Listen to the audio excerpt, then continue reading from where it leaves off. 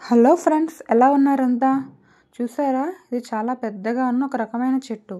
చెట్టు నిండా రౌండ్గా ఒక రకమైన కాయలు ఉన్నాయండి. ఈ చెట్టు పేరేంటో మీకు తెలిస్తే కామెంట్ చేయండి. ఈ చెట్టు ఫ్లవర్స్ మాత్రం రెడ్డిష్ ఆరెంజ్ కలర్లో చాలా బ్యూటిఫుల్గా ఉన్నాయి. చాలా పైన ఉండడం వల్ల మనకు అంత క్లారిటీ లేదు వీడియోలో. చూసారా, ఇవి చిన్న చిన్న మొగ్గలు అన్నమాట.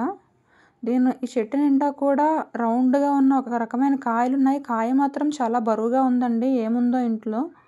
కాకపోతే అక్కడ చుట్టూ ఉన్న వాళ్ళు చెప్పింది ఏంటంటే, ఈ చెట్టు పువ్వులు మనం తెంపకూడదు, వీటిని నాగమల్లి పువ్వులు అంటారు అని చెప్పారు.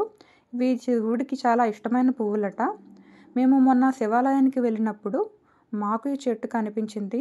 చాలా బాగుంది కదా, మీతో షేర్ చేసుకుందామని తీశాను. చూసారా, అక్కడ ఒక కాయ పడి ఉంది. దీనిలో ఏముందా చూద్దామని పగలగొట్టాము.